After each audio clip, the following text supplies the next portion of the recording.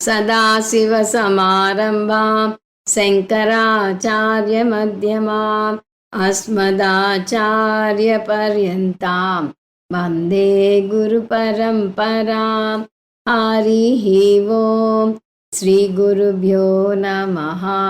हरिः ओम् वसुदेवसुतं देवं कंसचाणूरमर्दनं देवकी परमानन्दं కృష్ణం వందే జగద్గురుం. మనం భగవద్గీత 214వ క్లాస్లో ఉన్నాం. ఇవాల్టి క్లాస్ కూడా ప్రత్యేకమైనది. ఉపసంహార భాష్యం 2, నిత్య నైమిత్తిక కర్మలు, సంచిత కర్మ. ఈ అంశం మీద నిశ్చల దాస అనే పూర్వమీమాంసకునికి శంకరాచార్యుల వారికి ఆయన వాదోపవాదాలు చూస్తాము. శంకరాచార్యుల వారు ఉపసంహార భాష్యం 18వ అధ్యాయంలో 66వ శ్లోకం తర్వాత రాశారు. నిజానికి అందులో చెప్పిన అంశాలని ముందే ఉపక్రమ భాష్యంలో రాశారు. దాని సారాంశం గీత మోక్ష శాస్త్రం. జ్ఞానం వల్లనే మోక్షం వస్తుంది.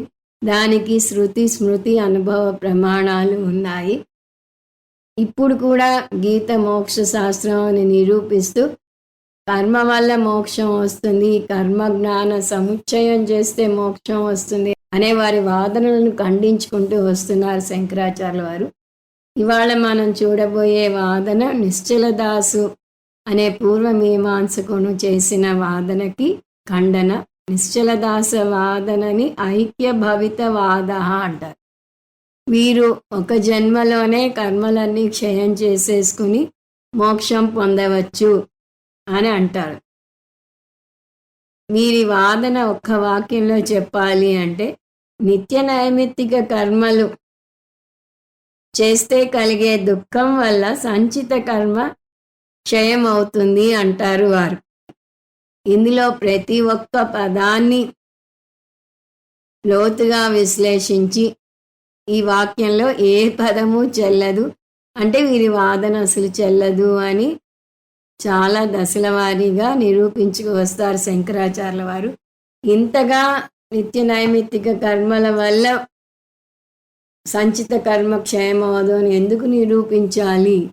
అది కూడా నిజానికి ఒక్క వాదన చెప్తేనే అది ఖండించేయవచ్చు. అనేక వాదోపవాదాలు చేస్తారు. ఇంత అవసరం లేదు. అవన్నీ మనం ముందు ముందు చూస్తాం. అయినా ఎందుకు చేశారు ఇంత స్ట్రాంగ్గా అంటే, వేదాంతంలో మోక్షం పొందటానికి పెద్ద ఆటంకం సంచిత కర్మ అని వివరణ వస్తుంది. సంచిత కర్మ ఒక్క ఆత్మజ్ఞానం వల్లనే దగ్ధమవుతుంది. ఆత్మజ్ఞానం శాస్త్రం వల్లనే పొందగలరు. శాస్త్రాన్ని గురువు ద్వారానే నేర్చుకోగలరు అని నిరూపిస్తుంది. ఈ నిశ్చల దాస ఏమో నిత్య నైమిత్తిక అనుష్ఠానం చేస్తే చాలు సంచిత కర్మను దగ్ధం చేసేయవచ్చు అని అంటారు. వేదాంతం కొనసాగాలి అంటే ముందు వీరి వాదనని ఖండించాలి. అందువల్ల వారి వాదనలోని ఒక్కొక్క పదాన్ని ఖండించుకుంటూ వస్తారు శంకరాచార్యుల వారు. చాలా అద్భుతమైన వాదన, చాలా లోతైన విశ్లేషణ, తెలియని అనేక కోణాల్లోంచి శంకరాచార్యుల వారు ఖండిస్తారు. చాలా బాగుంటుంది. కానీ దానిలోకి అడుగు పెట్టే ముందు మనం కొంత స్పేడ్ వర్క్ చేసుకోవాలి. స్వామీజీ అంటారు, మీ లెక్చర్ అంతా చాలా బాగా అర్థమైంది, కానీ నిత్య నైమిత్తిక కర్మ అంటే ఏమిటో తెలియలేదు అని వచ్చి ఓ శిష్యుడు చెప్పాట. అలాంటి అవస్థ మీరు కూడా పడకూడదని కొంత స్పేడ్ వర్క్ చేసుకుంటున్నాం. ముందు ఈ పదాలన్నీ, కర్మ గురించిన సాంకేతిక పదాలన్నీ ముందు మనం చూసుకోవాలి. వేదం 5 రకాల కర్మల గురించి మాట్లాడుతుంది. అవి నిత్య కర్మలు, నైమిత్తిక కర్మలు, కామ్య కర్మలు, నిషిద్ధ కర్మలు, ప్రాయశ్చిత్త కర్మలు. నిత్య కర్మ అంటే ఒక వైదికుడు అంటే వేదాన్ని నమ్మిన వ్యక్తి ప్రతిరోజు చేయాల్సిన కర్మలు. అవి కూడా వైదిక కర్మలు. ఉదాహరణకి అగ్నిహోత్రం, సంధ్యావందనం, నైమిత్తిక కర్మలు అంటే ఇవి కూడా చేసి తీరాల్సిన కర్మలు, కాకపోతే ఇవి ప్రతిరోజు ఉండవు, సందర్భం వచ్చినప్పుడు చేసి తీరాలి. ఉదాహరణకి శ్రాద్ధ కర్మలు, పిల్లవాడు పుడితే చేసే బారసాల, కామ్య కర్మలు కోరికతో చేసే కర్మలు, ఉదాహరణకి జ్యోతిష్ఠోమ హోమం చేస్తే స్వర్గప్రాప్తి కలుగుతుంది అంటుంది శాస్త్రం, ఆ కర్మ. నిషిద్ధ కర్మలు, కొన్ని కర్మలను నిషేధిస్తుంది శాస్త్రం, ఉదాహరణకి సురాపానం. ప్రాయశ్చిత్త కర్మలు, ప్రారబ్ధ కర్మను క్షయం చేయటానికి చేసే కర్మలు, ఉదాహరణకి ఆయుష్ హోమం. వీటి ఫలాలు ఎలా ఉంటాయో కూడా చూద్దాం. కామ్య కర్మలు చేస్తే పుణ్యం వచ్చి కోరిన కోరిక తీరుతుంది. నిషిద్ధ కర్మలు చేస్తే పాపం వచ్చి నరకానికి పోతారు. ప్రాయశ్చిత్త కర్మలు చేస్తే పాపం క్షయం అవుతుంది. కానీ నిత్య నైమిత్తిక కర్మల విషయానికి వచ్చేసరికి పూర్వమీమాంసకుల సిద్ధాంతం ప్రకారం అవి చేస్తే ఫలం రాదు, కానీ చెయ్యకపోతే ప్రత్యవాయ పాపం అంటుతుంది అని అంటారు. దీని వెంటనే కర్మ ఫలాల గురించి కూడా చూద్దాం. మనకి 3 రకాల కర్మ ఫలాలు ఉంటాయి. అవి సంచిత కర్మ, ప్రారబ్ధ కర్మ, ఆగామి కర్మ. సంచిత కర్మ అంటే మనకు గుర్తుండడానికి సంచిలో పోగు వేసుకు వచ్చే కర్మలు, అంటే జన్మ జన్మలుగా మనం చేసిన కర్మలకి వచ్చే పుణ్య పాపాలు. ఈ జన్మలో ఘోరమైన నేరస్తుడైనా కూడా అతనికి గత జన్మల్లో కొంత పుణ్యం ఉంటుంది. అలాగే దానికి భిన్నంగా ఈ జన్మలో సాధు సంపన్నుడైనా గత జన్మల్లో ఏవో నేరాలు చేసి ఉంటాడు. అలా జన్మ జన్మలుగా పోగు చేసుకొచ్చిన వాటిని సంచిత కర్మ అంటారు. ప్రారబ్ధ కర్మ అంటే ఆ సంచిత కర్మలోంచి కొన్ని రెక్టిఫై అవటం వల్ల మనం ఈ జన్మలో ఈ మనుష్య జన్మ ఎత్తి ఇప్పుడు పడుతున్న కష్ట సుఖాలు అనుభవిస్తున్నాం. ఈ కర్మల వల్ల మనకి ఈ శరీరం వచ్చింది, కానీ ఈ శరీరంతో మనం ఇంకొన్ని కర్మలు ఈ జన్మలో చేస్తాం. ఈ జన్మలో చేసిన కర్మలకు వచ్చే ఫలాన్ని ఆగామి కర్మ అంటారు. అసలైతే సంచిత కర్మ ఎప్పుడు మన బ్యాగ్లో ఉంటుంది. ఈ జన్మలో అదేమీ మన చేయలేదు, మనకి మంచి ఉన్నా చెడు ఉన్నా అదేమీ చేయలేదు. ఆగామి కర్మ ఈ జన్మలోనే కొన్ని రెక్టిఫై అవుతాయి, కొన్ని వెళ్ళి సంచిత కర్మలో చేరుతాయి. ప్రారబ్ధ కర్మ ముగిసిన క్షణమే ఈ శరీరం రాలిపోతుంది. అప్పుడు మిగిలిన సంచిత కర్మలు ప్లస్ మిగిలిన ఆగామి కర్మల నుంచి మళ్ళీ కొంత రెక్టిఫై అయ్యి దాని ప్రకారం వచ్చే జన్మ వస్తుంది.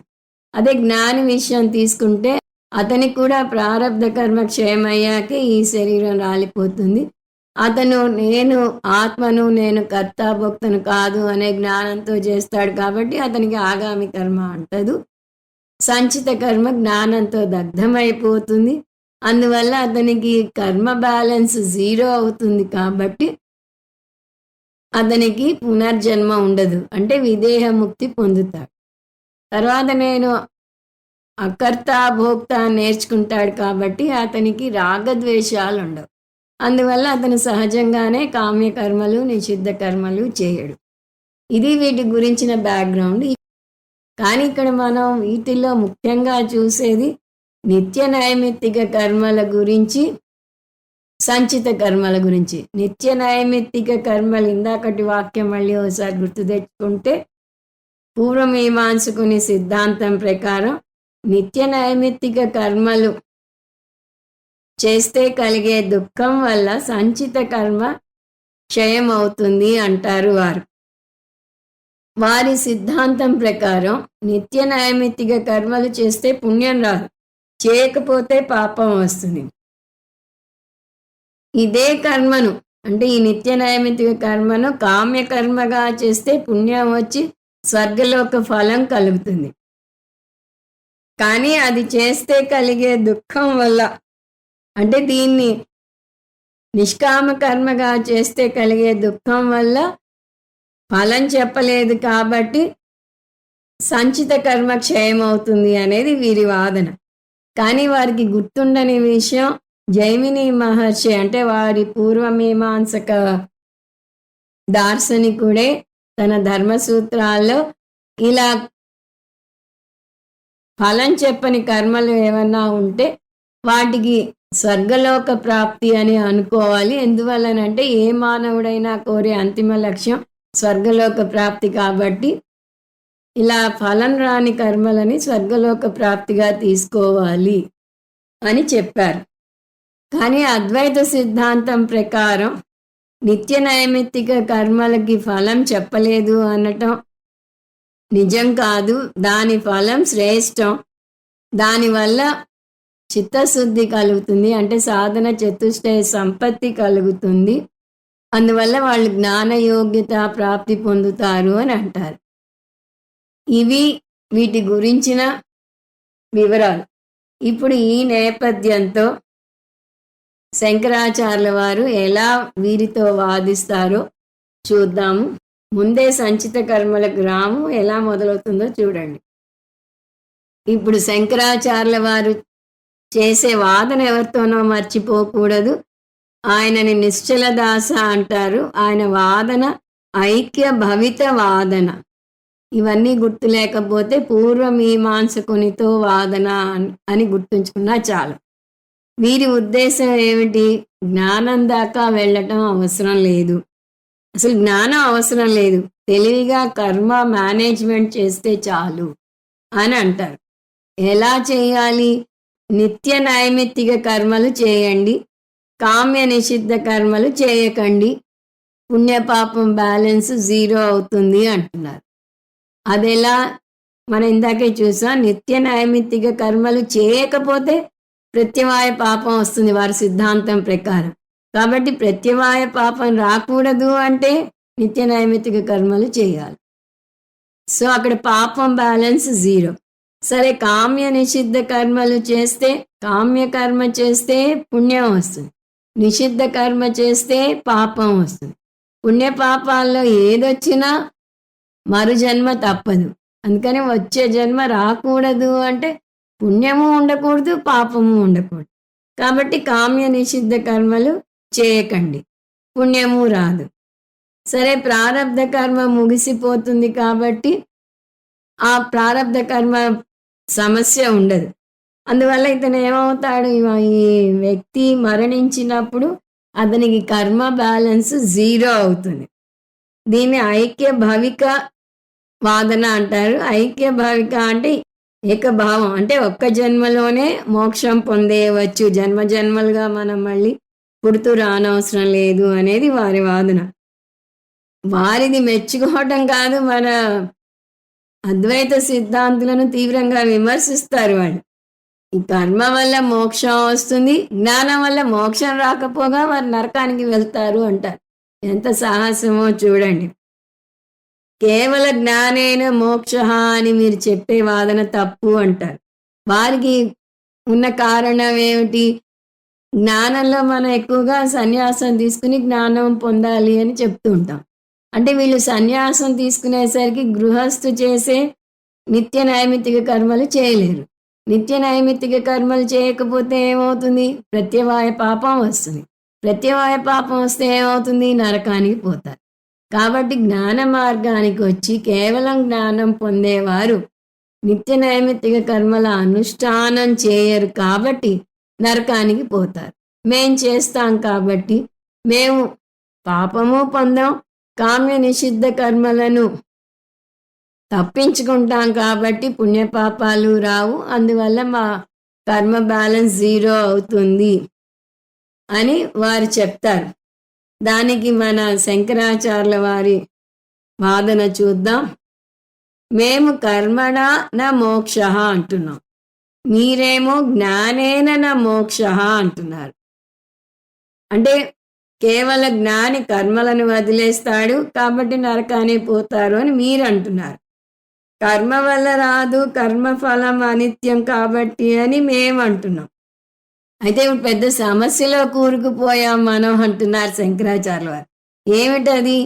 కర్మ వల్ల మోక్షం రాదు, జ్ఞానం వల్ల మోక్షం రాదు అంటే అసలు మోక్షమే మనకి రాదు, అనిర్మోక్ష ప్రసంగం అయిపోతుంది. ఎలా మరి అని శంకరాచార్యుల వారు అంటారు.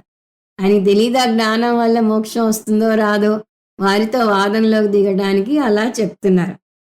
దానికి పూర్వమీమాంసకునే జవాబు మనం పూర్వమీమాంసకుడు అనే అంటూ వద్దాం. దానికి పూర్వమీమాంసకుని జవాబు, కంగారు పడకండి, అనిర్మోక్ష ప్రసంగం ఏమీ లేదు, మీకు మోక్షం వచ్చే మార్గం మేము చూపిస్తాం కదా, ఎందుకు ఇంత తొందరపడతారు అంటున్నారు. జ్ఞానం వల్ల మోక్షం రాదు అంటున్నాం, కర్మ వల్ల మోక్షం వస్తుంది అని మేము చూపిస్తాం. అదెలాగంటారా? పుణ్యపాప ఆటంకాలు తొలగిస్తే మోక్షం కొత్తది కాదు, అది మన స్వరూపం అని అర్థమవుతుంది. సో ఇక్కడ మీరు అర్థం చేసుకోవాల్సింది, పూర్వమీమాంసకులైన సిద్ధాంతులైన మోక్షం మన స్వస్వరూపం, ఆనందం అంటాం, పూర్ణత్వం అంటాం, అది మన స్వస్వరూపం అంటారు. కాకపోతే అది ఎలా తెలుసుకోవాలి అనే దాంట్లోనే వారిద్దరూ భేదిస్తున్నారు. అద్వైత సిద్ధాంతంలో ఏమంటాం, జ్ఞానం పొందటం అంటే కొత్తగా జ్ఞానం పొందేదేమీ లేదు, మనకున్న అజ్ఞానాన్ని, అజ్ఞానం వల్ల ఏర్పడిన పొరపాటుని తొలగిస్తే చాలు, నేను ముక్త పురుషుని అని తెలుస్తుంది అని అంటాం. ఇక్కడ వీళ్ళు ఏమంటున్నారు, మనం ముందే ముక్త పురుషులం, కానీ ఆ జ్ఞానం పొందక మనం పుణ్యపాపాల వృత్తంలో పడి తిరుగుతున్నాం. అయితే పుణ్యమో లేదా పాపమో పొందేలాగా కర్మలు చేస్తూ వస్తున్నాం. అందువల్ల ఈ స్వస్వరూపం వీటి వెనకాల మరుగున పడిపోయింది. ఇప్పుడు ఈ పుణ్యపాప కర్మలు జీరో బ్యాలెన్స్ చేస్తాం కదా, దానివల్ల కర్మ జీరో అవుతుంది. అందువల్ల పునర్జన్మ అంటే ఇంకొక జన్మ రానే రాదు. మరి వర్తమాన జన్మను ఇప్పుడు ఉంది కదా ఈ జన్మ, దీని ఎలా అంతం చేయాలి అంటే దానికి ఒక ఉదాహరణ ఇస్తారు. ఒక ఏనుగు ఒక పెద్ద తివాసి మీద పడుకుందనుకోండి, ఆ తివాసిని ఎలా తీయాలి, ఏనుగుని కదపకుండా, ఏనుగుని డిస్టర్బ్ చేయకుండా ఎలా తీయాలి అంటే అందరూ రకరకాల మార్గాలు చెప్తారు. అసలు మార్గం ఏమిటి, ఆ ఏనుగు లేచేదాకా వేచి ఉండటమే. లేచి వెళ్ళిపోయాక తివాసిని తేలిగ్గా తీయవచ్చు. మన ప్రారబ్ధ కర్మ అలాంటి సిచ్యుయేషన్లో ఉంది. మనం ఎంత చేసినా ఆఖరికి జ్ఞానం పొందాక కూడా ప్రారబ్ధ కర్మ క్షయం అవ్వదు. అది బాగా తెలుసుకోవాలి. జ్ఞానికి ప్రారబ్ధ కర్మ క్షయం అవుతుందా ఒక పెద్ద ప్రశ్న. జ్ఞానికి కూడా ప్రారబ్ధ కర్మ క్షయం అవ్వదు. అతను ఈ ప్రారబ్ధ కర్మ ఉన్నంత వరకు ఈ శరీరాన్ని అనుభవించాలి, ఈ శరీరానికి వచ్చే అనారోగ్యాలు, సమస్యలు అనుభవించాలి, మనసుకు వచ్చేవి అనుభవించాలి. కాకపోతే జ్ఞానికి అజ్ఞానికి మధ్య భేదం ఏమిటి అంటే, నేను శరీరాన్ని కాదు, నేను మనసు కాదు అని జ్ఞాని తెలుసుకుంటాడు కాబట్టి అవి నాకే ఎందుకు వచ్చాయి అని బాధపడడు. శరీరం ఉంది కాబట్టి బాధ తప్పదు అని నిశ్చయించుకుని వాటిని భరిస్తాడంతే, వాటి గురించి బాధపడడు. ఆ విధంగా అతనికి ప్రారబ్ధ కర్మ కూడా క్షయమైనట్టే అంటారు గురువులు.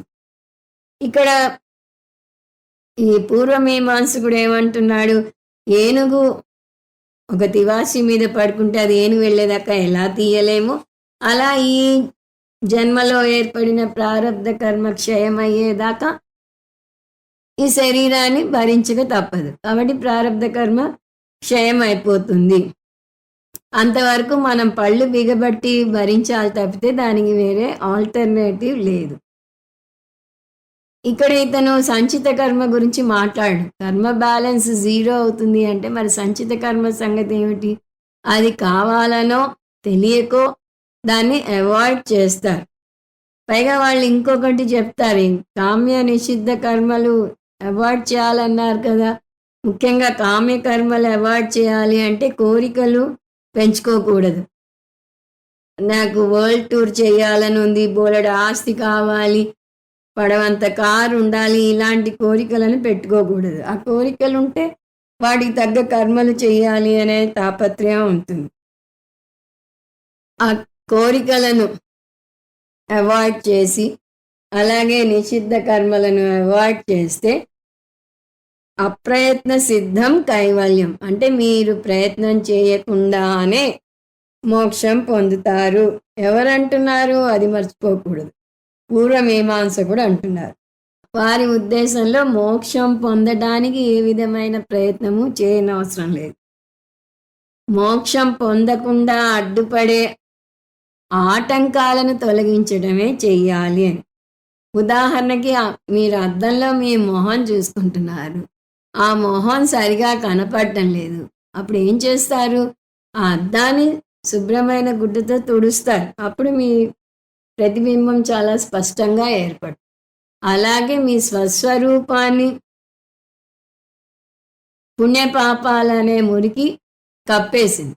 మీరు ఆ పుణ్యపాపాలనే మురికిని తొలగిస్తే మీ స్వస్వరూపం మీకు తేట తెల్లం అవుతుంది.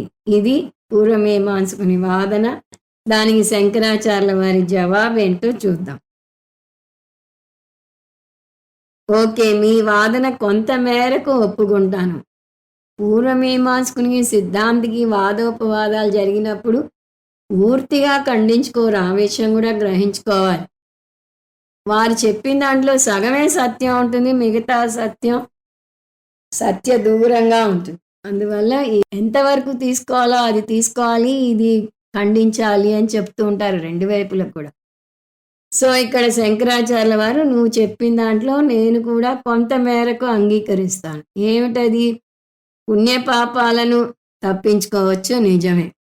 నిత్య నైమిత్తిక కర్మలు చేయటం, కామ్య నిషిద్ధ కర్మలను తప్పించుకోవటం ద్వారా 0 బ్యాలెన్స్ వస్తుంది, నిజమే. కానీ సంచిత కర్మల మాట ఏమిటి?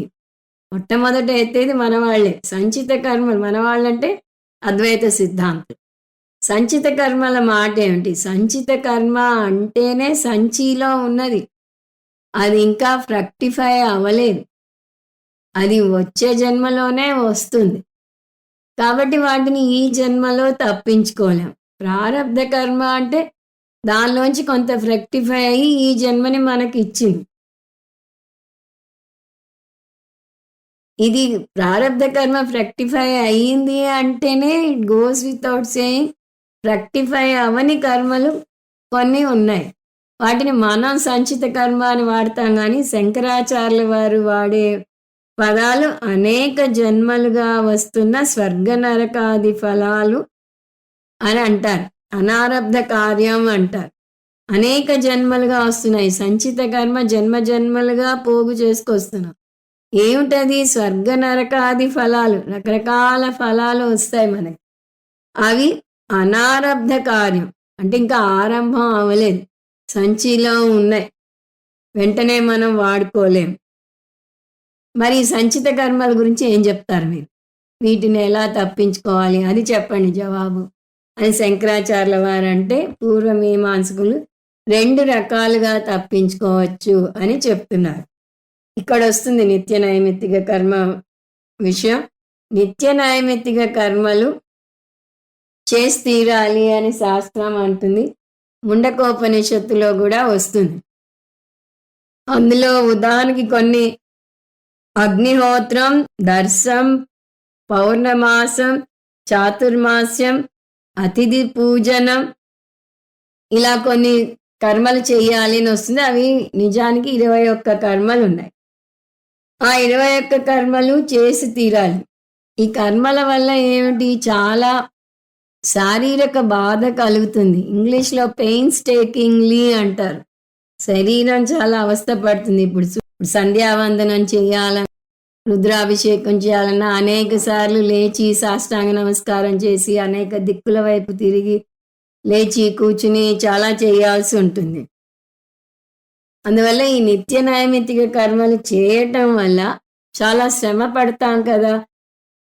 నిత్య నైమిత్తిక కర్మలు చేయటం వల్ల కలిగే దుఃఖం వల్ల సంచిత కర్మ క్షయమవుతుంది అని వారంటారు.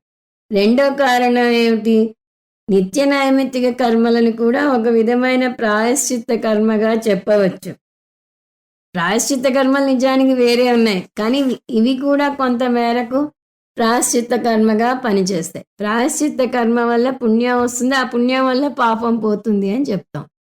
ఆ సూత్రం ప్రకారం నిత్య నైమిత్తిక కర్మలు చేస్తే వచ్చే స్పెషల్ పుణ్యం వల్ల సంచిత పాపం పోతుంది అని వారు అంటున్నారు. అంటే టూకీగా చెప్పాలి అంటే అనుష్ఠానం వల్ల ఈ కర్మలు చేస్తే కలిగే దుఃఖం వల్ల సంచిత పాప నాశనం అవుతుంది. ప్రాయశ్చిత్త కర్మగా భావించటం వల్ల దానివల్ల వచ్చే పుణ్యం వల్ల సంచిత పాపం నాశనం అవుతుంది. అప్పుడు జీరో బ్యాలెన్స్ అవుతుంది. జీవన్ముక్తి అనుభవించడు మీరు చెప్పేలాగా, కానీ విదేహముక్తి పొందుతాడు అని పూర్వమీమాంసకుడు అంటాడు. అంటే శంకరాచార్యుల వారి వాదన ఇప్పుడు చూస్తాము. జ్ఞానం వల్లనే మోక్షం వస్తుంది అనే దానికి శృతి స్మృతి యుక్తి ప్రమాణాలు ఉన్నాయని కొన్ని కోట్ చేస్తారు. మొదటిది పురుష సూక్తం మనం ఎప్పుడు చూసేదే, నాణ్య పంథ అయనాయ విద్యతే నా అన్య పంథ. ఈ మోక్షం పొందడానికి ఇది కాక వేరే మార్గం అంటూ ఏమీ లేదు అని వస్తుంది. అలాగే శ్వేతాశ్వతర ఉపనిషత్తు ఉంది. అందులో విదిత్వా ఏవ అతిమృత్యుం ఏతి, అంటే జ్ఞానం పొందుతేనే మృత్యువుకి అతీతంగా ఎదుగుతాడు, అమృతం పొందుతాడు, అంటే మోక్షం పొందుతాడు. ఈ శ్వేతాశ్వతర ఉపనిషత్తులోనే ఇది చెప్పాక, లేదు నేను ఏదన్నా మార్గం ప్రయత్నిస్తానంటే ప్రయత్నించండి నిక్షేపంలా, ఈ మార్గం ప్రయత్నించి చూడండి అంటుంది. ఏమిటది? ఆకాశాన్ని చాప చుట్టలాగా చుట్టగలిగితే మోక్షం వస్తుంది అని. అంటే ఆకాశాన్ని చాప చుట్టలా చుట్టలేము కాబట్టి వేరే దేని వల్ల మోక్షం రాదు, కాబట్టి జ్ఞానం వల్లనే మోక్షం వస్తుంది అని చెప్పకనే చెప్పినట్టు అయింది. ఒక ఇంపాసిబుల్ థింగ్ చెప్తోంది. ఆకాశాన్ని ఎలా చాప చుట్టలేరు, అలా కర్మ వల్ల కానీ ఉపాసన వల్ల కానీ వేరే దేని వల్ల కానీ మోక్షం రాదు అని. ఇప్పుడు స్మృతి ప్రమాణం తీసుకుంటే పురాణ వాక్యం ఒకటి ఉంది. అది జానాత్ కైవల్యం ఆప్నోతి. జానాత్ అంటే జ్ఞానం పొందితేనే, కైవల్యం అంటే మోక్షం, ఆప్నోతి అంటే కలుగుతుంది. మొత్తం కలిపితే జ్ఞానం పొందితేనే మోక్షం వస్తుంది. ఇంతవరకు శృతి స్మృతి ప్రమాణాలు చూసాం. ఇప్పుడు యుక్తి ద్వారా చెప్తున్నారు. దీనికి అసలు తిరుగులేదు. ఇదేమిటి? మీరు అనుష్ఠానం చేస్తే సంచిత పాపం పోతుంది, ప్రాయశ్చిత్తంగా చేసిన పుణ్యం వల్ల సంచిత పాపం పోతుంది అన్నారు, బాగానే ఉంది. కానీ సంచిత కర్మలో పాపం మాత్రమే ఉండదు, పుణ్యం కూడా ఉంటుంది. పుణ్యాన్ని ఎలా పారద్రోలుతారు అది చెప్పండి నాకు అంటున్నారు. ఎందువల్లంటే పూర్వోపాత దురిత అనారబ్ధ కర్మ అని అంటారు సంచిత కర్మకి, సంచిత పాపానికి. దురితం అంటే పాపం, పూర్వోపాత పూర్వజన్మల్లో చేసిన పాపం, అనారబ్ధ కర్మ ఈ జన్మలో అది ఆరంభం అవ్వలేదు, ఇదంతా కలిపితే సంచిత కర్మ అని అర్థం. ఇందాకే మనం చూసినట్టుగా ఈ జన్మలో టెర్రరిస్ట్ అయినా కూడా అతనికి సంచిత కర్మల్లో పుణ్యం చాలా ఉండొచ్చు, వచ్చే జన్మలో అతను ఒక పుణ్యమూర్తిగా పుట్టవచ్చు. అలాగే ఈ జన్మలో మహాసాధువుకి పూర్వజన్మలో పాపం ఉండవచ్చు, అది వచ్చే జన్మలో ఆ పాపానికి తగ్గ జన్మ పొందుతాడు. అందువల్ల నిత్య నైమిత్తిక కర్మ చేసినా, దాని ప్రాయశ్చిత్త కర్మగా చేసినా సంచిత పాపం పోతుందన్నారు, బాగానే ఉంది. సంచిత పుణ్యం మాట ఏమిటి అని ఒక ప్రశ్న అడిగారు. ఇంకొకటి వీళ్ళు ఏమన్నారు, ఆగామి కర్మలు రాకుండా ఉండటానికి కామ్య కర్మలను చేయవద్దు అన్నారు. కానీ కామ్య కర్మలు చేయకుండా ఉండలేరు, ఏ మనిషి కూడా కామ్య కర్మలు చేయకుండా ఉండలేడు. వేదాంతానికి వచ్చిన శిష్యులే సందర్భం రాగానే ఒక కోరిక కోరకుండా ఉండలేరు. అలాంటిది అజ్ఞాని కోరికలు లేకుండా ఉండటం అనే ప్రసక్తే లేదు. అలాగే నిషిద్ధ కర్మలు కూడా, నిషిద్ధ కర్మలు ఎందుకు చేస్తారు? అజ్ఞానం వల్ల రాగద్వేషాలు ఉంటాయి. రాగం వల్ల కామ్యకర్మ చేస్తే, ద్వేషం వల్ల నిషిద్ధ కర్మ చేస్తారు. అజ్ఞానం ఉండటం వల్ల ఈ రెండు మంచివి కావు, ఇవి చేయకూడదు అనేది తెలియదు. అంటే వీరి వాదనని మనం సమప్ చేస్తే, మీరు చెప్పిన సిద్ధాంతం ప్రకారం సంచిత పాపం పోతుందేమో, కానీ దాని సంగతి మళ్ళీ వస్తారు. పాపం పోతుంది అని యాక్సెప్ట్ చేసినా సంచిత పుణ్యం పోదు. తర్వాత రెండవది కామ్య నిషిద్ధ కర్మలు చేయకండి అన్నారు. వాళ్ళు చెప్పిన 2 స్టెప్స్ ఏమిటి? నిత్య నైమిత్తిక కర్మలు చేయండి, దానివల్ల సంచిత కర్మ క్షయం అవుతుంది అన్నారు. నిత్య నైమిత్తిక కర్మలు చేస్తే సంచిత పాపం క్షయం అవుతుంది కానీ పుణ్యం క్షయం అవ్వదు అని తేల్చి చెప్పారు శంకరాచార్యుల వారు. వాళ్ళు చెప్పిన 2వ స్టెప్ కామ్య నిషిద్ధ కర్మలు చేయకండి, దానివల్ల పుణ్యపాపాలు 0 అవుతాయి అన్నారు. కానీ అజ్ఞానిగా ఉన్నంత వరకు కామ్య నిషిద్ధ కర్మలను అవాయిడ్ చేయలేరు. అజ్ఞానికి రాగద్వేషాలు ఉంటాయి. రాగం వల్ల కామ్యకర్మ చేస్తాడు, ద్వేషం వల్ల నిషిద్ధ కర్మలు చేస్తాడు. అవి పోవాలి అంటే జ్ఞానం పొందటం ఒక్కటే మార్గం అని చెప్పారు. నిజానికి ఈ వాదన చాలు. శంకరాచార్యుల వారు ఇక్కడ ఆపేయవచ్చు. సంచిత కర్మల్లో పాపమే క్షయమవుతుంది కానీ పుణ్యం క్షయమవ్వదు, కాబట్టి మీ రూల్ చెల్లదు అని వారిని ఖండించి వదిలేయచ్చు. 2 వాదనలతో ముగించేయవచ్చు. కానీ శంకరాచార్యుల వారు ఈ సంచిత కర్మ విషయాన్ని తీసుకుని అనేక కోణాల్లో దాన్ని విశ్లేషించుకుంటూ వచ్చి వారి వాదన చెల్లదు అని నిరూపిస్తున్నారు. చాలా లోతుగా ఎవరు ఆలోచించని విధానంలో చెప్తున్నారు. అది ఎలాగో చూద్దాం. ఇప్పుడు 3వ వాదన కింద తీసుకుందాం దీన్ని. 3వది ఏంటి? పూర్వమీమాంసకులతో అంటున్నారు శంకరాచార్యుల వారు, మీ వాదనని మీరే ఖండించుకుంటున్నారు అంటున్నారు. ఏమిటది? వాళ్ళు ముందు చెప్పిన మాట ఏమిటి? నిత్య నైమిత్తిక కర్మల వల్ల సంచిత పాపం పోతుంది అన్నారు. ఈ వాక్యాన్ని మీరు ఈ వాదనలు అయ్యేంత వరకు మర్చిపోకూడదు. దీని మీదే మొత్తం వాదోపవాదాలు సాగుతాయి. కాబట్టి మళ్ళీ ఆ వాక్యం చూస్తే మీరేమంటున్నారు? నిత్య నైమిత్తిక కర్మల వల్ల సంచిత పాపం పోతుంది అని అన్నారు. కానీ మీ రూల్ ప్రకారం నిత్య నైమిత్తిక కర్మల ఫలం ఏమిటి? అది నిష్ఫలం. నిత్య నైమిత్తిక కర్మలు ఏ ఫలము ఇవ్వదు. చేస్తే ఫలం ఇవ్వదు కానీ చేయకపోతే ప్రత్యవాయ పాపం కలుగుతుందన్నారు. అంటే మీ లెక్క ప్రకారం అది నిష్ఫలం. అలాంటప్పుడు ఈ పాపం తొలుగుతుంది అనే ఫలం ఎలా వస్తుంది? ఇది ఒక వాదన. ఇది 3వ వాదన. 3వ వాదనలో ఒక పాయింట్. ఈ పాయింట్ యాక్చువల్లీ శంకరాచార్య వారు ఇక్కడ చెప్పలేదు, మనం వేరే చోటు నుంచి తెచ్చుకున్నాం.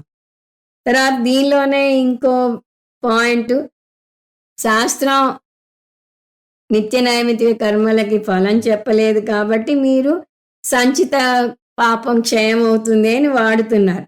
అది ఎలా ఉందంటే ఏ పని చేయకుండా ఖాళీగా ఉన్నవాడికి ఒక పనిని అప్పజెప్పినట్టు చేస్తున్నారు. కానీ శంకరాచార్యుల వారు ఏమంటున్నారు? మీరే మర్చిపోయారు. మీ జైమిని సూత్రంలోనే వస్తుంది, నిత్య నైమిత్తిక కర్మలకు ఫలం చెప్పనప్పుడు స్వర్గ ఫలాన్ని తీసుకోవాలి అని ఉంది. కాబట్టి ఆల్రెడీ ఫలం చెప్పబడింది కదా, డైరెక్ట్గా శాస్త్రం చెప్పలేదు. కానీ శాస్త్రం చెప్పని కర్మలకి స్వర్గఫలం వస్తుంది అని మీ పూర్వమీమాంసలోనే తేల్చారు. స్వర్గఫలం ఉంది. అలాంటప్పుడు మీరు సంచిత కర్మకి ఎలా వాడతారు? వాడలేరు. నిత్య నైమిత్తిక కర్మలు చేస్తే స్వర్గఫలం ఇస్తుంది అని శంకరాచార్యుల వారు శృతి ప్రమాణాన్ని చూపలేదు, కానీ మనం చూడవచ్చు. బృహదారణ్యకంలో కర్మణా పితృలోకేనా అని వస్తుంది. కర్మ చేస్తే పితృలోకానికి వెళ్తారు అని అక్కడ వస్తుంది. దీన్ని బట్టి మనం ఒక పాయింట్ని మనమే అర్థం చేసుకోవాలి. ఇక్కడ ఇద్దరు చెప్పరు, అసైడ్ పాయింట్ అంటారు స్వామీజీ. ఏమిటంటే నిత్య నైమిత్తిక కర్మలని 2 రకాలుగా చేయవచ్చు. అదేమిటి?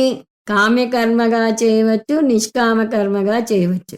కామ్యకర్మని సకామ కర్మ అని కూడా అంటారు, అంటే ఒక కోరికతో చేయటం. ఉదాహరణకి అగ్నిహోత్రం పూజే ఉంది, దాన్ని నిష్కామ కర్మగా చేయవచ్చు, కామ్యకర్మగా స్వర్గలోక ప్రాప్తి కోసం చేయవచ్చు. సో కామ్యకర్మగా చేసేసరికి దానివల్ల ఒక పుణ్యం వస్తుంది, ఆ పుణ్యం వల్ల స్వర్గలోక ప్రాప్తి వస్తుంది. అదే నిష్కామ కర్మగా చేస్తే వీరి పద్ధతి ప్రకారం ప్రత్యవాయ పాపం అంటది. అందువల్ల ఈ సంచిత కర్మని ఎక్కడ తెస్తారు? ఆపస్తంభ స్మృతిలో వస్తుంది ఏమని, వర్ణాశ్రమ ధర్మం ప్రకారం చేసిన కర్మలకు తగ్గ ఫలాన్ని మరణించాక అనుభవిస్తారు అని. మీరు చెప్పినట్టు నిష్కామ కర్మగా చేస్తే ఆగామి కర్మ ఫలం 0 ఉంటుంది కాబట్టి పునర్జన్మ ఉంటుంది. అదే కామ్యకర్మగా చేస్తే స్వర్గలోక ప్రాప్తి వస్తుంది. కానీ పూర్వమీమాంసకుడు ఏమంటున్నాడు, నిత్య నైమిత్తిక కర్మకు ఏ ఫలము శాస్త్రం చెప్పలేదు కాబట్టి దాని సంచిత పాప కర్మ క్షయానికి వాడుదాము అని అంటున్నారు. సో మళ్ళీ వాళ్ళ వాక్యం గుర్తు తెచ్చుకుంటే, నిత్య నైమిత్తిక కర్మలు చేయటం వల్ల కలిగే దుఃఖం వల్ల సంచిత కర్మ క్షయం అవుతుంది అని వారు మళ్ళీ చెప్తున్నారు. నిత్య నైమిత్తిక కర్మకి ఏ ఫలము చెప్పలేదు శాస్త్రం కాబట్టి దీన్ని సంచిత కర్మ క్షయంగా వాడుకుంటున్నాము అని పూర్వమీమాంసకులు మళ్ళీ అంటున్నారు. దానికి శంకరాచార్యుల వారి జవాబు చూస్తే, ప్రారబ్ధ కర్మకి సంచిత కర్మకి భేదం ఉంది. మనం పదే పదే అది చూస్తూ వస్తున్నాం. ప్రారబ్ధ కర్మ అంటే ఈ జన్మలో క్షయమయ్యే కర్మ. సంచిత కర్మ ఈ జన్మలో ఆరంభం అవ్వలేదు, దాని అనారబ్ధ ఫలం చూసాం, ఇంకా ఆరంభం అవ్వలేదు అని. కానీ ప్రారబ్ధ కర్మ ఆరంభమైంది కాబట్టి మీ లెక్క ప్రకారం సంచిత పాపం క్షయం అవ్వదు. ఈ పాపం అంటూ క్షయమైతే అది ప్రారబ్ధ కర్మే అవ్వాలి. ఇక్కడ ఈ సంచిత కర్మ గురించి, సంచిత పాపం గురించి వివరిస్తున్నారు శంకరాచార్యుల వారు. సంచిత కర్మలు అంటే జన్మ జన్మలుగా పోగేసుకు వచ్చిన కర్మలు అని చూస్తున్నాం. అన్ని జన్మలుగా ఇచ్చిన ఫలం అంటే సంఖ్యలో చాలా ఎక్కువ ఉంటాయి. తర్వాత అవి పుణ్య పాపాలు అంటే వెరైటీ ఆఫ్ అనుభవాలు రావాలి. సో 2 అంశాలు ఇక్కడ సంచిత పాపంలోనే. ఒకటి, ఎన్నో జన్మల కర్మఫలాలు అనుభవించాలి. 2, అనేక రకాల కర్మఫలాలు అనుభవించాలి. అవన్నీ ఒక జన్మలో అవ్వవు. ఒక జన్మలో అవ్వాలి అంటే మనకి ఈ జన్మలో మనుష్య శరీరం ఇవ్వబడింది. ఆ మనుష్య శరీరంలోనే మనం అనుభవించాల్సిన కర్మలను అనుభవించగలం, వేరే కర్మలను అనుభవించలేం. మళ్ళీ మనుష్య జన్మలో కూడా స్త్రీ కర్మఫలం వేరే ఉంటుంది, పురుష కర్మఫలం వేరే ఉంటుంది. అలాగే గేదె కర్మఫలం వేరే ఉంటుంది. ఒకవేళ వాళ్ళ లెక్క ప్రకారం ఈ జన్మలోనే సంచిత కర్మలు అనుభవిస్తాము అంటే మీరు ఇలా ఈ బోధ వింటూ ఉండగానే ఏ గేదెగానో మారిపోవాల్సి ఉంటుంది. లేదా మరణించిన వ్యక్తి స్వర్గలోకంలో రంభా ఊర్వశుల డాన్స్ అనుభవిస్తూ ఉండగా మధ్యలోనే వేరే కర్మఫలం వచ్చి నరకానికి వెళ్ళాల్సి వస్తుంది. అంటే ఒకేసారి ఇవన్నీ అవ్వాలి అంటే. కాబట్టి ఇంత పెద్ద వాల్యూమ్లో ఉన్నంత కర్మఫలాలు ఒక్క జన్మలో దగ్ధమవో ఒకటి, ఇంకొకటి అనేక భిన్న అనుభవాలు ఇవ్వాలి మనకి.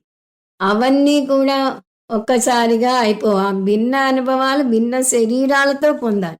ఒకటి మనిషి శరీరంతో అనుభవిస్తే, ఒకటి దైవ శరీరంతో అనుభవిస్తే, ఇంకోటి జంతు శరీరంతో అనుభవించాల్సి ఉంటుంది. ఒకటి స్వర్గలోకంలో అనుభవించాల్సి ఉంటే, ఇంకోటి నరకలోకంలో అనుభవించాల్సి ఉంటుంది.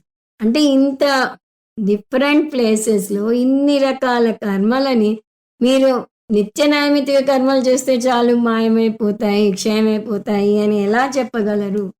అది సాధ్యం కాదు అని నిరూపిస్తున్నారు శంకరాచార్యుల వారు. ఇందులోనే ఇంకొక అంశం, నిత్య నైమిత్తిక కర్మలు ఒకటే రకం కర్మలు, వాటి వల్ల కలిగే శారీరక ఇబ్బంది ఒకటే రకంగా ఉంటుంది. అంటే అది సామాన్య బాధ. కానీ ఇక్కడ పారద్రోలాల్సింది విశేష బాధని, అంటే అనేక రకాల పాపాలని.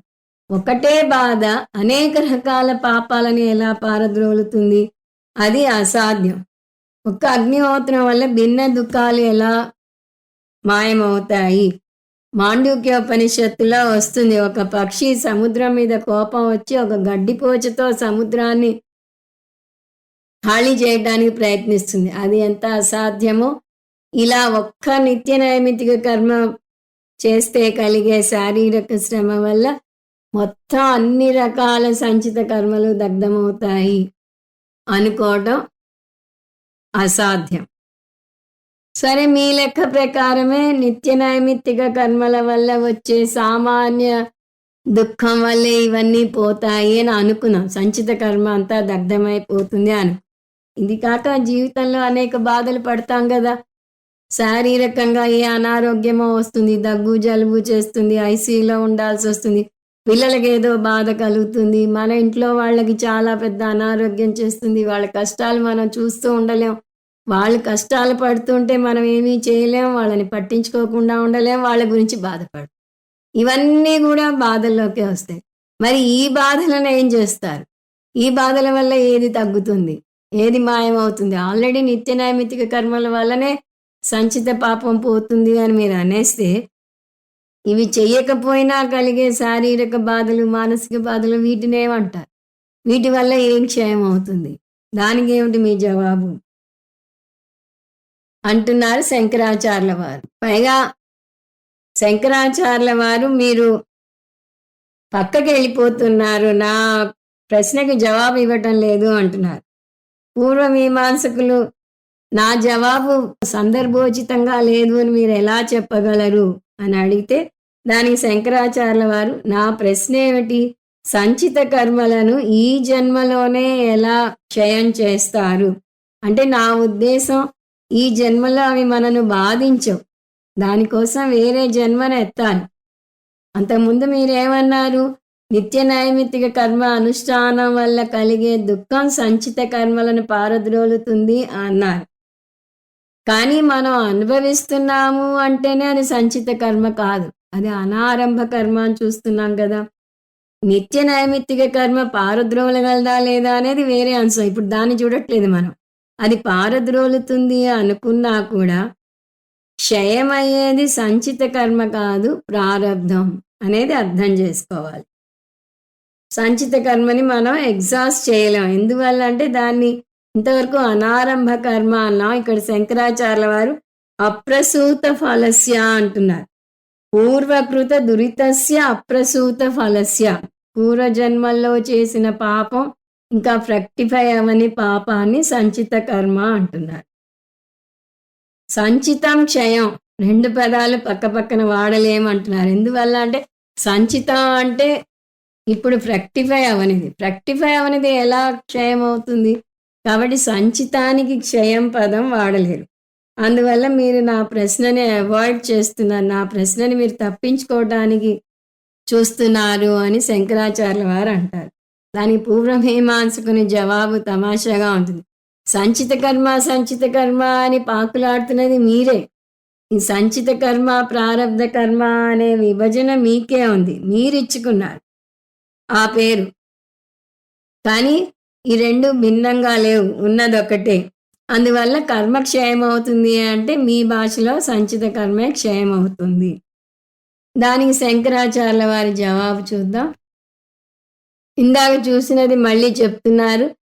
సంచిత కర్మ అంతా నిత్య నైమిత్తిక కర్మ వల్లే క్షయమైపోతే తక్కిన దుఃఖాల మాట ఏమిటి? అనేక దుఃఖాలు చూసాం, వాటి వల్ల ఏం క్షయం అవుతుంది అని. అది కాక వారు జవాబు చెప్పే లోపే శంకరాచార్యుల వారు ఇంకొక కొత్త వాదన, అది కూడా కొత్త కోణంలోంచి తన మేధస్సునంతా రంగరించి అడుగుతున్నారు. దీని 4వ వాదనగా తీసుకుందాం. చాలా ఇంట్రెస్టింగ్గా ఉంటుంది. ఈ వాదోపవాదాలు సూక్ష్మ బుద్ధిని బాగా పదును పెడతాయి.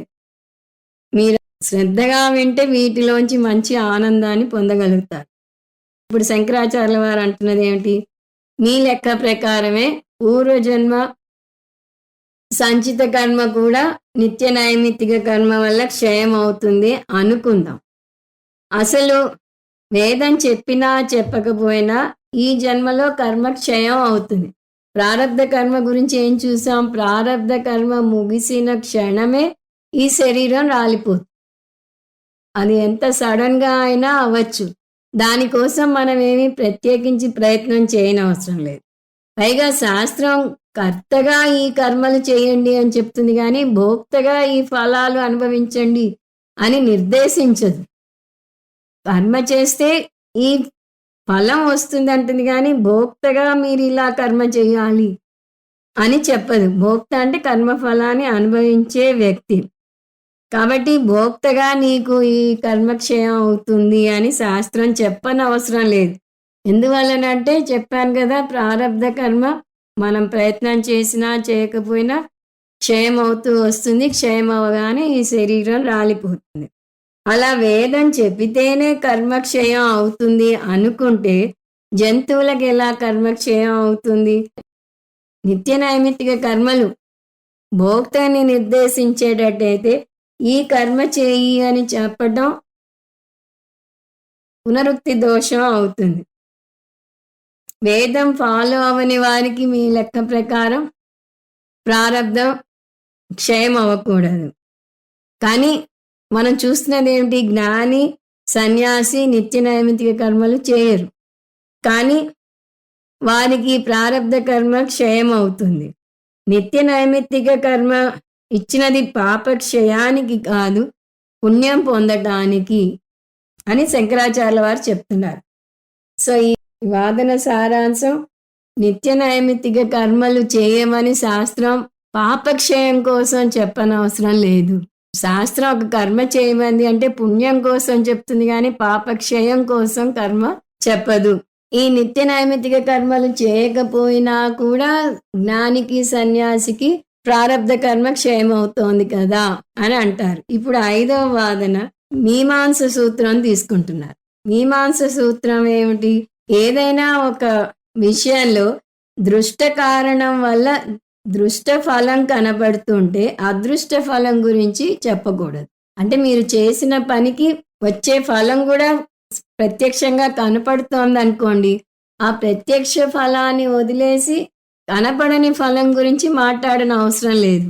మీరు ఏ పాపము చేయకుండా ఈ జన్మలో చాలా కష్టాలు అనుభవిస్తుంటే ఎందుకు అనుభవిస్తున్నాను అన్నప్పుడు అదృష్ట కారణం లెక్కలోకి వస్తుంది. పూర్వ జన్మలో పాపం చేసుంటారు, అందువల్ల ఈ జన్మలో అనుభవిస్తున్నారు అని అంటాం. అలాగే దానికి లౌకిక ఉదాహరణ ఇవ్వాలంటే, ఒక వ్యక్తి ఏమీ చదవకుండా, పరీక్ష కూడా సరిగా రాయకుండా పేపర్ ఇచ్చొస్తే అతను మంచి మార్కులతో పాస్ అయ్యాడు అంటే అతనికి అదృష్ట పుణ్యం ఉంది అని చెప్పవచ్చు. కానీ కష్టపడి చదివాడు, పాస్ అయ్యాడు, మంచి మార్కులు వచ్చాయి అంటే అది దృష్ట కారణానికి దృష్ట ఫలం. కష్టపడ్డాడు, ఫలితం పొందాడు. ఇక్కడ అదృష్ట ఫలం గురించి మాట్లాడని అవసరం లేదు. అలాగే మీ ఉద్దేశం ప్రకారమే నిత్య నైమిత్తిక కర్మలు చేస్తే అతనికి కలిగే దృష్ట ఫలం ఏమిటి? శారీరక బాధలు, కాళ్ళ నొప్పులు, శరీరం అంతా నొప్పులు అవి వస్తాయి. సో నిత్య నైమిత్తిక కర్మ కారణం, ఫలం శారీరక బాధ. సూర్య నమస్కారాలు చేస్తే 172 నమస్కారాలు చేయాలి, గంటన్నర చేయాలి. శారీరక బాధ రాక తప్పదు. దీన్ని తీసుకెళ్లి అనవసరంగా సంచిత కర్మకో ప్రారబ్ధ కర్మకో ఎందుకు కలుపుతారు అని శంకరాచార్యుల వారు అడుగుతున్నారు. ఇంకొక పాయింట్ కూడా శంకరాచార్యుల వారు రైజ్ చేస్తున్నారు. అది 6వ అంశం మీమాంస శాస్త్రంలోనే. అంటే వారి వాదనలే ఎత్తి వారి వాదనలను ఖండిస్తున్నారు. మీమాంస సూత్రం ప్రకారం నైమిత్తిక కర్మకి ప్రాయశ్చిత్త కర్మకి కొన్ని పోలికలు ఉన్నాయి. రెండు సందర్భాన్ని బట్టే చేస్తారు, ప్రతిరోజు చెయ్యరు. మీరు ఏదైనా పాపం చేసి ఉంటే ఆ పాప ప్రాయశ్చిత్త కర్మ చేస్తారు. అలాగే నైమిత్తిక కర్మ ఏదైనా సందర్భం ఉంటేనే చేస్తారు. శ్రాద్ధ కర్మలు ఎప్పుడూ చెయ్యరు, ఆ సందర్భం వచ్చినప్పుడు చేస్తారు. అలాగే మనవడికి బారసాల సందర్భం వచ్చినప్పుడు చేస్తారు. ఈ రూల్ ప్రకారం నిత్య కర్మలు తీసుకున్నా కూడా దానికి కూడా కొన్ని రూల్స్ ఉన్నాయి. ఆ విధంగా అది కూడా షరతులు వర్తిస్తాయి కాబట్టి దాన్ని కూడా నైమిత్తిక ప్రాయశ్చిత్త కర్మలతో పోల్చవచ్చు అంటున్నారు శంకరాచార్యుల వారు. దానికి షరతులు ఏమిటి? మనుషులే ఈ కర్మలు చేస్తారు, జంతువులు చేయలేరు. అందువల్ల మనిషే ఉండాలి, అది కూడా వేదాన్ని నమ్మిన వాడై ఉండాలి, అంటే వైదికుడై ఉండాలి. అది కూడా గృహస్థే చేయాలి. నిత్య నైమిత్తిక కర్మలు వేరే ఆశ్రమం వాళ్ళ అంటే బ్రహ్మచారి, వానప్రస్థి, సన్యాసి చేయలేరు. తర్వాత అతను జీవించి ఉండాలి. ఈ 4 షరతులు మళ్ళీ చూస్తే మనిషి అయి ఉండాలి, వైదికుడై ఉండాలి, గృహస్థ అయి ఉండాలి, జీవించి ఉండాలి. అప్పుడే అతను నిత్య కర్మలు చేయగలడు. ఈ కారణాల దృష్ట్యా నిత్య కర్మలను కూడా నైమిత్తిక ప్రాయశ్చిత్త కర్మలతో పోల్చవచ్చు. అంటే రోజు చేయనవసరం లేదు అని. ఎందువల్ల ప్రాయశ్చిత్త కర్మని పాప నిమిత్త కర్మ అంటారు. అంటే పాపం లేకపోతే ప్రాయశ్చిత్తం లేదు. అందువల్ల ప్రాయశ్చిత్తం నైమిత్తిక కర్మ ఎలా ఎప్పుడో చేస్తారో అలా నిత్య కర్మ కూడా షరతులున్నాయి కాబట్టి అది కూడా నైమిత్తికంలోకే వస్తుంది అని చెప్పారు. ఇంకా చాలా వాదనలున్నాయి. అవి వచ్చే క్లాస్‌లో చూద్దాం. ఓం తత్సత్. సర్వం శ్రీకృష్ణార్పణమస్తు. ఓం పూర్ణమద పూర్ణమిదం పూర్ణాత్ పూర్ణముదచ్యతే పూర్ణస్య పూర్ణమాదాయ పూర్ణమేవావశిష్యతే. ఓం శాంతి శాంతి శాంతి. హరిః ఓం. శ్రీ గురుభ్యో నమః. హరిః ఓం.